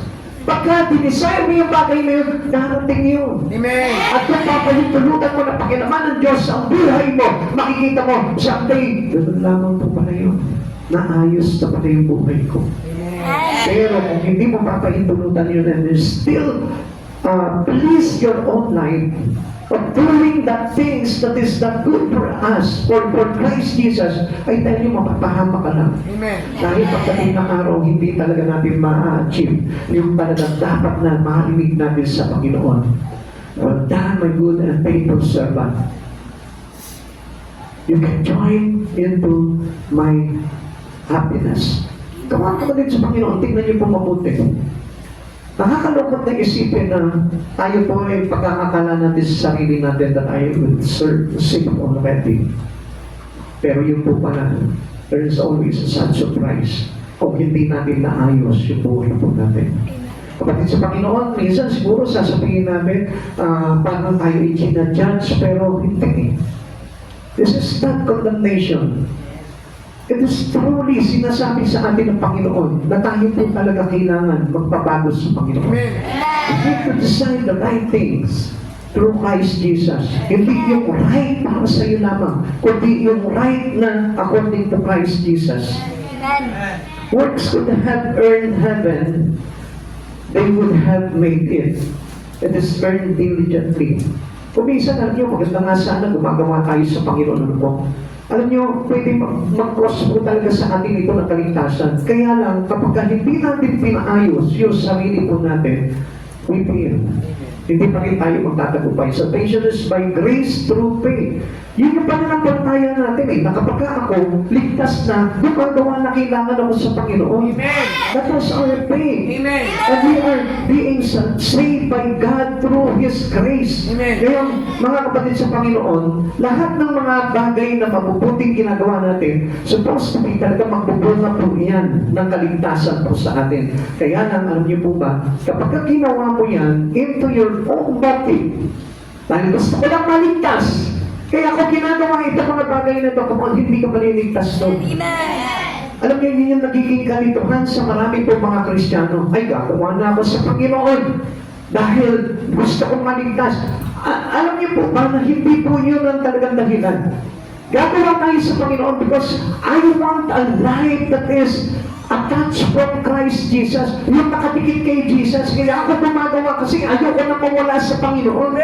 Yun yung dahilan po nun. Actually, yung grace, sapat na po yun para maligtas tayo. Kaya lang, inilalayo natin yung buhay natin sa Panginoon. Why? Because ayaw nating matransform ito. Ayaw nating mabago ito. Ayaw nating mabago sa Panginoon. Kaya patuloy tayo lumalayo sa Panginoon. Kaya nga hindi nyo napapansin, because of your sin, we are being separated to God. Ang hirap tumikit sa Panginoon kapag may kasalanan ka. Pero I tell you the truth, mas higit na kailangan mo idikit ang buhay mo sa Panginoon kapag makasalanan ka. Bakit? Someday, ang Diyos aayusin niya. Hindi ka na mahihirapan. Makikita mo, ikaw mismo dahil sa paglapit mo sa Panginoon at ang pag-asa mo ay na kay Kristo na pagdating ng araw, ilinisin niya sa iyo ito, tatanggalin niya ito, aayusin niya ito sa kanyang pamamaraan, sa kanyang kalooban, makikita ko magbubulat ka, okay na yung buhay mo sa Panginoon. Pero yung mga nagsasabi na gusto ko lang maligtas, kaya ako gumagawa sa Panginoon, ay dahil hindi po mangyayari yun. Dahil ang kaligtasan po talaga ay nasa kapasyahan ng ating Panginoong Heso Kristo. At alam niyo po ba mga kapatid sa Panginoon, yung kaligtasan natin ay nandiyan na. Isang bagay na lang ang gusto natin. Ang gusto ng Panginoon sa buhay natin, yung tayo po ay magpakalinis. Amen. Habang tayo naghihintay sa pagpapalit ng Panginoon, yun na ang kulang po natin eh. Madaling gumawa sa Panginoon. Any moment ikaw, pag nagpasa ka, bunga, sasama ka sa gawain ng Panginoon, magagawa mo yun. Amen. Pero, ang mahirap po dito, if you are decided to choose living into the holiness of God, kailangan meron kang i-consider na tanggalin sa buhay. Amen. Like for example, sa akin po nung araw dati mahalaga sa akin yung barkada ko, mahalaga sa akin bisyo, mahalaga sa akin lahat ng kalayawan ng mundo, mahalaga sa akin lahat ng mga ginagawa ko po mga sanlibutan. Pero nung time na natutunan ko sa Panginoon na itong mga bagay na ito'y magiging cost sa akin para hindi ako maligtas, anong ginawa ko? Sinikap ko po iyon. At sa paglapit ko sa Panginoong Jesucristo, ipinopos ko yung aking kaisipan sa pagpapakalinis. At alam nyo, isang araw, hindi na mahirap na tanggalin yung mga bagay niyon. And I will practice it until now. Nakakagawa ako ng pagkakasala, pero nagagawa ko rin po itong layuan pag gusto ko. Amen? Kasi nasa atin yung decision Alam nyo, hindi mahirap mag-desisyon if your decision is aligned to Christ Jesus. Pero kapag ikaw ay nag-desisyon at ang decision mo ay naka-align kay Satan, ay nako, hindi mo maiiwasan yan. Dahil ang sasabihin sa iyo ni Satan, okay naman yan. Unless malapit ka sa Panginoon, okay na yan. Hindi ganun ang Panginoon. Amen. Gusto ng Lord tayo'y nagpapakalinis. Habang tayo po ay nabubuhay sa mundong ito, we practice holy living. Amen. Amen. At paano natin magagawa yun kung hindi ka interesado na magpabago sa ating Panginoon? Ephesians chapter 2 verse 8 to 9, sapagkat dahil sa kagandahan loob ng Diyos, kayo ay naligtas sa pamamagitan ng pananampalataya at ang kaligtasan ito'y kaloob ng Diyos at hindi sa pamamagitan ng inyong sarili, hindi ito bunga ng inyong mga gawa, kaya walang dapat ipagmalaki ang sinuman sapagkat tayo'y nilalang ng Diyos, nilikha sa pamamagitan ni Kristo Jesus upang iupol natin ang ating buhay sa pagawa ng mabuti. Iyan ang layunin pinili ng Diyos para sa atin noong unang panahon. Nandito ngayon. Why? Because we are chosen by God. Amen. Pinili tayo ng Panginoon. Isang bagay na lamang gagawin nyo. Yung tayo po ay paggawa ng mabuti. Amen. At ano po yung paggawa ng mabuti? Pagtulong sa kapwa, pagbibigay ng tulong, pagbibigay ng ulam sa mga taong mga walang ulam. Hindi po ganun. Ang gusto ng Lord na paggawa ng mabuti, yung inaayos na natin yung ating pamumuhay. Amen. Yung we turn our life into the good things in Christ Jesus. And what is this good things? Yung living into the righteousness of God. Yung namumuhay na tayo ng ayon sa kabanalan ng Panginoon. Hindi na sa buhay ng mga makasanlibutan. Amen. Amen. Kaya nga ang sabi po sa atin, those who receive Christ Jesus separate from the world. Hiwalay na tayo dapat sa Panginoon. We are to be blessed already with the Word. Hindi na tayo kaisa sa kanila ngayon. Kaya nga pansinin nyo, napakadali na lumapit sa Panginoon. Kapag gano'n na po yung motibo po natin. At isang bagay po yung parang sinasabi po sa atin ito, yung bunga ng ating mga ginagawa ay bunga yan ng ating kaligtasan. Kaya hindi na mahirap gumawa sa Panginoon, hindi na mahirap magtabago sa Panginoon. Basta nandun na yung grace ng Lord, tinanggap mo na yun, naligtas ka na ngayon, isang bagay na lang gagawin mo, yung decide to have a clean living. Amen. Yung tayo po ay magkaroon ng pamumuhay na malinis na nakaayon sa Panginoon at hindi sa sarili natin. And that's number 3, they claim to be winners but we're really just sinners. Nauwi lamang sa pagiging makasalanan. Kung parang akala po natin okay na lahat Kaya lang hindi ka po natin pinaayos yung kalooban natin. Hindi natin pinasakop sa kalooban ng Panginoon. It is the deceiving thoughts of a Christian simplifying His word towards the Lord. Parang masyadong napakadali. Parang napaka-ibis. Para lamang na ganun na lamang yung maging gagawin natin. Kapatid sa Panginoon, sabi ng Lord sa atin, I never knew you. Depart from me, doers of evil. Bakit po nangyari yun? Kasi hindi niya pinaayos yung puso niya. Even we are a servant already of God. Even we are a longer Christians already. Kapag hindi mo pinaayos yung puso mo sa Panginoon, sayang lang lahat. Yung pag-church mo, sayang lang yan. Yung pagpapasa mo ng Biblia, sayang lang yan. Yung pag-share mo ng words of God, sayang lang yan. Paayos mo yung puso mo. Amen. At kailangan talaga magkaroon ka ng interest sa mga bagay sa Panginoon or else hindi mangyayari yung paglilinis ng Panginoon sa buhay ng isang tao. Amen. 1 Peter chapter 3 verse 4. Sa halip pag-imanin ninyo ang kagandahang nakatago sa puso, ang kagandahang walang kumpas na likha na maamo at mapayapang diwa na lubhang mahalaga sa mata ng Diyos. ang tingnan mo, yung mabuting magagawa mo sa harapan ng Panginoon, hindi yung mabuting magagawa mo sa kapwa mo lamang. Amen. Oo, lahat ng mga bagay na ginawa natin sa kapwa natin, ginawa natin sa Panginoon. Pero, kailangan magpalinis tayo ng kalooban sa ating Panginoon. Amen. To enrich what we learn from God, we need to live it consistently. Kailangan ipinamumuhay po natin yan ng talagang dire-diretso. Amen. Hindi ba yung kumbaga, okay, sige, mag-init ka ngayon, pero bukas hindi na. Hindi po ganun. O kaya naman, kapag malakas ka ngayon, nakakalimutan mo ang Lord, pero kapag inaatake ka na naman ng karamdaman, tsaka ka lang lalapit sa Panginoon. Hindi po yung ganun yung gusto ng Lord. Kapag wala ka problema, masaya ka, nakakalimutan mo ang Panginoon. Pero pag may problema ka na, ito na, katawag ka na kay Lord na naman. Pag inanyayahan ka ng Panginoon in the Bible study, busy po ako. Pag inanyayahan ka sa paghahayo, busy po ako. Pag inanyayahan ka sa intercessory, busy po ako. Pero kapag may problema ka na, tumawag ka sa Panginoon, Lord, maawa po kayo sa akin. Paano tayo kakahabagan ng Panginoon? Kung tayo po mismo hindi naging align yung buhay natin sa Kanya, kailangan mga po na lahat ng bagay na natututunan natin, pinag-aaralan po natin, kailangan na nangyayari sa buhay po natin yan. The Lord responded to their false profession. Ano sabi niya? I never knew you. Depart from me. Kaya nga, not to be hypocrite anymore. If you are true Christian, ipatunayan mo sa Panginoon na hindi ka magsasawa na ilapit ang buhay mo, hindi ka magsasawa na ipaayos ang buhay mo sa Panginoon. Yung bang mahalaga na sa iyo ang Diyos sa buhay mo kaysa doon sa ibang bagay na pinagkakabalahan mo. Hindi ka pa napapansin, napakaliit ng panahon mo para sa Lord. Napakaliit ng ginagawa natin for the glory of God. Ni halos hindi tayo nagsasakripisyo pagdating sa mga bagay sa Panginoon. Ni ayaw natin mapagod, ni ayaw natin magutom, ni ayaw natin. Natatakot tayo sa mga bagay na yun. Pero hindi tayo natatakot na mahiwalay tayo sa Panginoon. Jesus never know us if we're still clinging in the sin. Kapag tayo po'y lalapit-lapitin sa kasalanan ng sanlibutan ito. Kaya hindi po napapansin, ano sabi ng Lord? Do not be equally yoked with unbelievers. Ang ibig sabihin ng Panginoon, huwag na po tayo makiisa po sa kanila. Bakit? Kasi hindi po pwede na ang buhay natin na nilinis na ng Panginoon muling magtatagpisaw sa putikan. Amen. Natatandaan niyo po yung topic po natin last Wednesday? Ano po yun? Yung hinangon tayo into Marie Clay, and then we set our feet into that solid rock. Alam niyo po ba ang ibig sabihin nun? Jesus is the solid rock. Amen. Galing tayo sa putik, hinangon tayo doon. Kaya nga po, hindi po pwede na tayo po'y naglilingkod na sa Panginoon tapos babalik pa po tayo doon sa lipunan. Lord, kasi mahal ko itong mga kaibigan ko ito eh.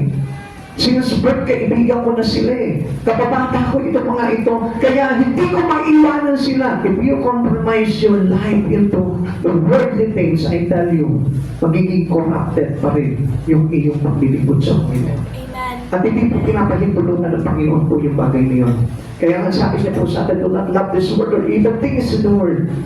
Batiin na batiin po na pinaparinig po sa ating mga Kristiyano yan. Because all these things in the world is not from the Father. Amen. Kaya nga, tayo hinihiwalay ng Diyos. Sineseparate na po tayo dito sa mundo na ito para na sa gano'n. Hindi na tayo maging kaisa po ng mga masama. Amen. Kaya nga, sabi niya po dito, depart from me, do the Lord be fierce. Ang sabi po sabi po ng Diyos po dito, lumayo kayo sa aking mga gawa ng masama. Alam niyo, para tayo po hindi maging doer of evils. Minsan, ang ginagawa po kasi natin, hindi natin namamalayan. Ito po nga kasama po natin, yun ang nagdudulot po sa atin ng spirito ng kasamaan. Amen. Hindi natin nararamdaman, hindi natin namamalayan na papasukan na po pala tayo ng espiritu ng kasamaan. Kaya nga, ang gusto ng Lord sa atin, ingatan natin, ano sabi niya po sa atin? Be watchful and vigilant. Sabi po sa atin ng Lord, be sober and vigilant. So, Satan is like a roaring lion. Hindi natin napapansin, pinapasok na tayo doon sa ating pananahimik. Amen. Kasi with this unbelievers, pwede po tayong mahawahan ng mga masamang ginagawa po nila. Amen. Amen. Alam niyo mga kapatid sa Panginoon, minsan nagiging hypocrite tayo. Minsan sinasabi natin na gusto ko silang maligtas. Come on, there is another way to do this. Hindi sa ganang pamamaraan. Kasi yung pakikisama natin sa kanila, pakikitungo natin sa kanila, ay parang sinasabi natin, I am one with you. Pansinin niyo mga kapatid sa Panginoon, ikaw nga pagka-unbeliever ka, natandaan niyo po nung araw, nung tayo hindi pa mananampalataya ni Kristo, di ba tayo natin makisama dito sa mga tao rito? At sabi natin, Jologs. Killjoy. Mga pumapatay ng kaligayahan. Extreme. Masyadong matitindi yung kanilang mga hatol sa mga tao. Pero, pansinin nyo, ganito ang kailangan na po natin. Dati ganun po tayo, nung tayo ay unbeliever. Ayaw natin makisama sa mga believers. Ayaw natin makasama itong mga mananampalataya na ito. Kasi ang sinasabi natin, puro na lang sila Bible, puro na lang sila Bible study, puro na lang sila worship, puro na lang sila prayer meeting. Ayaw natin. Now, since you have the Spirit of Christ, you receive genuinely Christ Jesus in your heart. Hindi ba kailangan makita na sa iyo ngayon yan? Ayoko na ng mga bagay na makasalimutan. Ayoko na ng kanilang ginagawa. Ayoko na ng klase ng pamumuhay na meron sila. Ayoko na ng mga ginagawa nila na hindi talugod-tugod sa Panginoon. Hindi po ba dapat ganun na po tayo ngayon? Because we are separated already from the Word. Amen. Because we receive Jesus. Ano sabi po ng Biblia? Hindi nila nakikilala. Hindi nila tayo pinakikinggan dahil kailanman hindi sila nakinig sa akin. Kapatid sa Panginoon, sino po yung tatanggap sa atin? Yung mga tumatanggap lamang kay Jesus Kristo.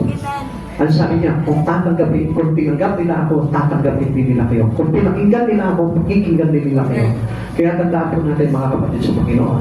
Kung tayo po ay kay Kristo, maaaring makikinig na lamang po sa iyo yung mga tao na kay Kristo din. Pero kung minsan, hindi niyo po pa napansin, minsan umahayo ko dyan, mas marami pa yung hindi makikinig sa iyo. Mas marami pa yung magre-reject sa iyo. Why? Because they are not of Christ. Ang sabi po ng John chapter 8 verse 47, hindi sila nakikinig ng aking salita sapagkat hindi sila sa akin. Subalit kung sila ay sa akin, makikinig sila ng aking salita. Mga kapatid sa Panginoon, gusto po na malaman po ninyo, if you are to Christ Jesus already, you are no longer for this word. This word is only a place. Lugar na kung saan dinaanan lamang po natin, pero hindi na po tayo dito. That's why the honored professor were workers of iniquity. Kapag kakaisa po tayo doon, ibig sabihin niyan, gumagawa pa rin po tayo ng mga bagay na masama at laban sa Panginoon. The Lord sees our heart. Hypocrisy is open on Him. Kaya mga kapatid sa Panginoon, kung talagang kay Kristo ka na, tayo po mismo, iiwasan na natin yung mga bagay na masama. At ang gagawin na po natin yung mga bagay na makalulugod sa Panginoon. Jeremiah chapter 17 verse 10, ako si Yahweh ang sumisiyasa sa isipan, sumasaliksik sa puso ng mga tao. Ginagantimpalaan ko ang bawat isa ayon sa kanyang pamumuhay at ginagantimpalaan ayon sa kanyang ginagawa. Tandaan po natin, nakamata na po sa atin ang Panginoon. At kung naman yung mga bagay na ginagawa po natin, pagsusulit po natin sa Panginoon yan, mabuti man o masama. Kaya mga sa mga oras na ito, mga kapatid sa Panginoon, bigyan mo ng halaga sa puso mo, Panginoon. Kailan mo ipinagaman talaga sa Panginoon, Lord, I am willing to receive whatever things that you give me. Kailan mo nasabi sa Panginoon, Lord, tatanggapin ko maging yung correction mo. Tatanggapin ko maging yung disiplina mo. Tatanggapin ko maging yung pagtutuwid mo. Kailan mo nasasabi yun, Lord? I tell you frankly, kaya hindi sinasabi ng isang Kristiyano yun because hindi pa siya talaga sigurado na pinili niya na si Jesus sa buhay. If they receive Jesus, whatever sin you have right now, kaya mong i-give up yan, kaya mong i-turn down yan, kaya mong bitiwan yan, dahil you decided to follow Jesus. No turning back. No turning back. Tandaan po natin yung mga kapatid sa Panginoon. Ang totoo po talaga tumanggap sa Panginoon, wala nang balikan yan. Wala nang saulian yan.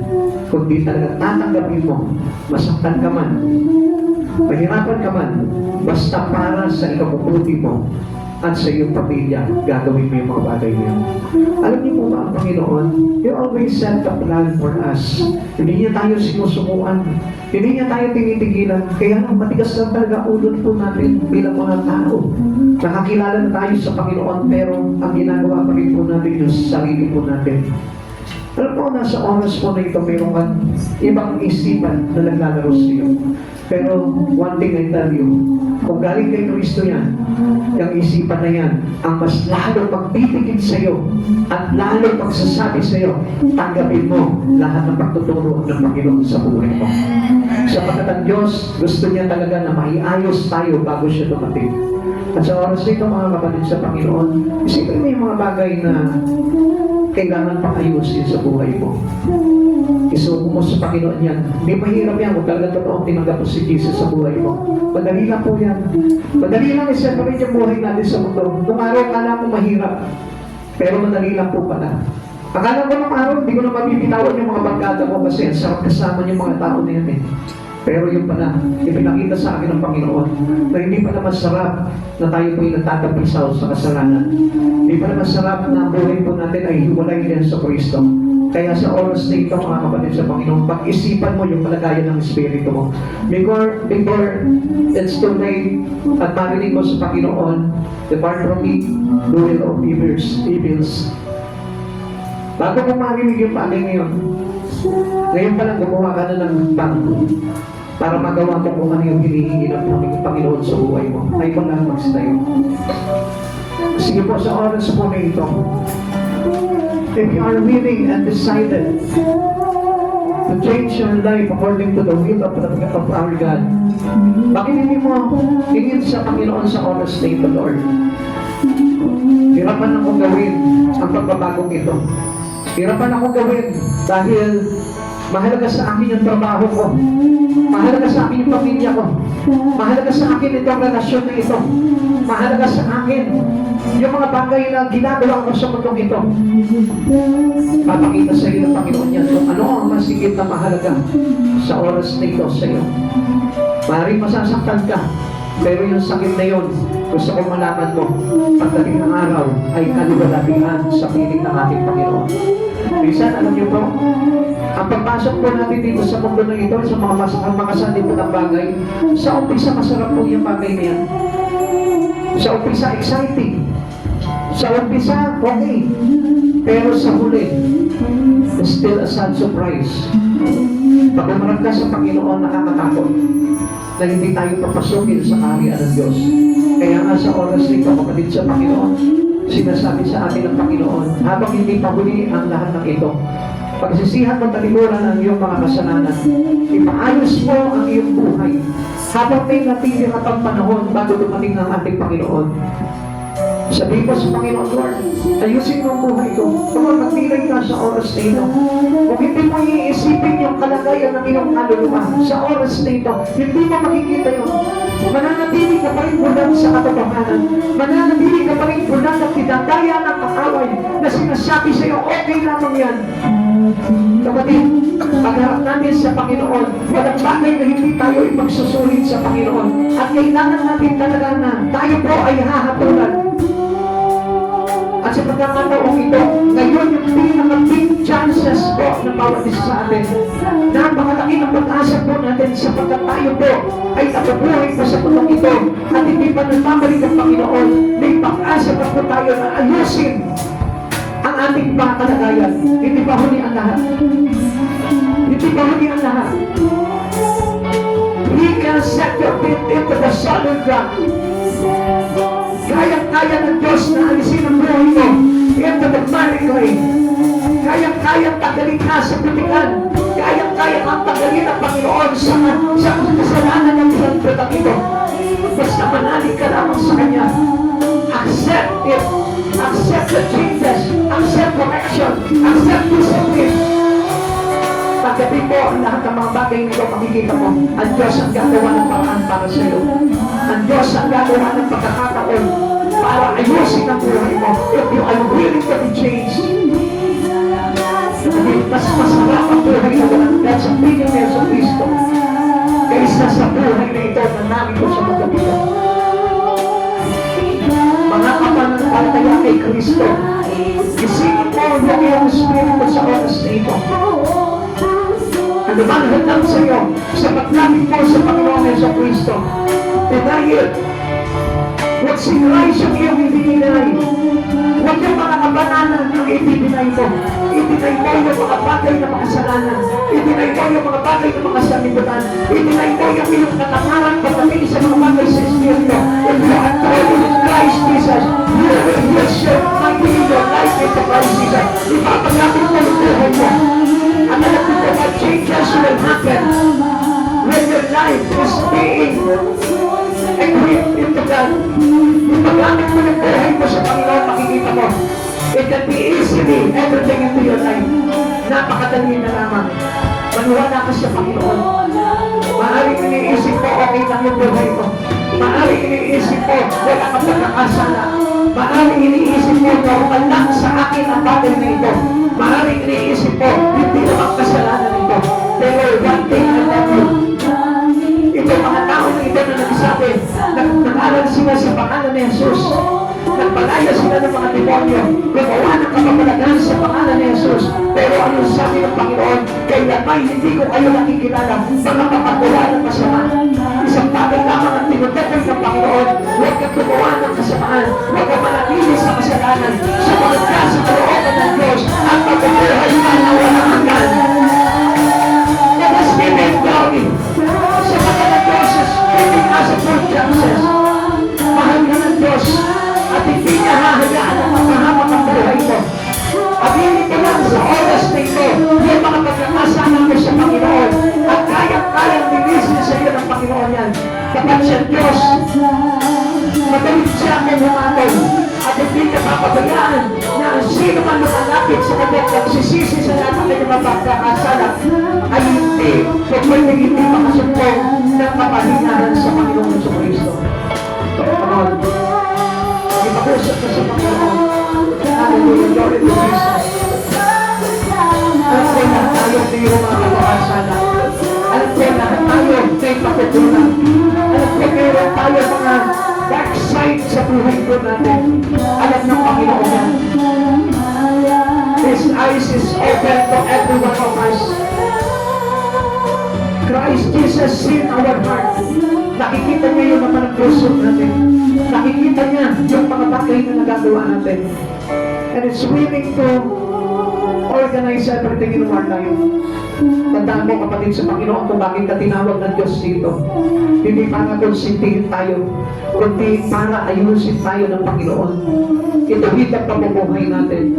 Whether you like it or not, pagharap natin sa kapangalan ng Panginoon, hahatulan niya tayo sa mga ginawa natin, mabuti man o masama. At gusto ko makita mo, anumang kasamaan na nagawa mo sa oras na ito, kayang-kayang ipatawad sa iyo ng Panginoon yan.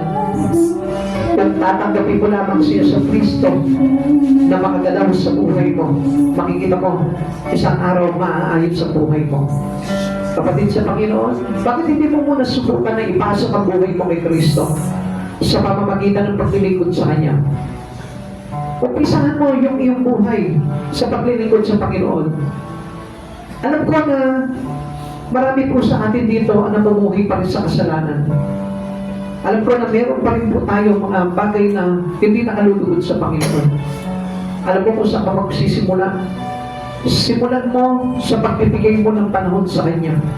Simulan mo sa paglilingkod kay Yesu Kristo. Simulan mo sa pagtanggap ng ministeryo upang makagawa ka sa Kanya.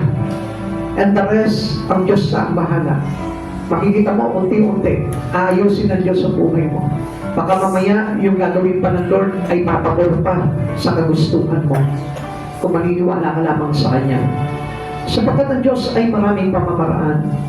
Ang Diyos, hindi natin abot ang Kanyang mga paraan. Hindi natin abot yung Kanyang isipan. Kaya sa oras nito, isang bagay lamang ang gusto ng Lord, ilapit mo yung buhay mo sa Kanya. Huwag mong paghinayaan na magbigay ng panahon sa Panginoon. Mas maghinayang ka sa buhay mo. Kung nagagamit mo lamang po yung buhay mo para sa mga bagay ng kamunduhan, sa mga bagay na makasanlibutan, especially kung may mga pagkukulang kayo sa Panginoon. In return to God, Paggamit mo, mightily yung buhay mo. Kapatid sa Panginoon, makikita mo, ang bilis ng galaw ng Panginoon sa buhay ng tao. Kung papahintulutan mo siya sa oras na ito, Lord, Panginoong Jesus, pakialaman mo ang buhay ko ito. That is the divine interventions of God into every Christian who wanted to receive Him. Alam niyo kung bakit po kayo nandito ngayon? Dahil gusto ng Lord talagang ayusin ang buhay po ng tawag sa atin. Pagkapagtaka kung bakit nandito ka ngayon, hindi ka mabait. Maaari sa tingin mo, mabait ka. Hindi tayo dadalhin ng Lord dito kung mababait na tayo. Kaya tayo dinala ng Lord dito para kumpunihin tayo, para ayusin tayo, para i-repair tayo, para i-restore tayo. And this is not condemnation. Huwag mong isipin na kinukondem na kita ngayon. Huwag mong isipin na hinahatulan kita ngayon. Kung mahal ka ng Diyos, mahal din kita. At ayaw kita mapahamak sa oras na ito dahil ayaw ka rin mapahamak ng Panginoon. Kapatid,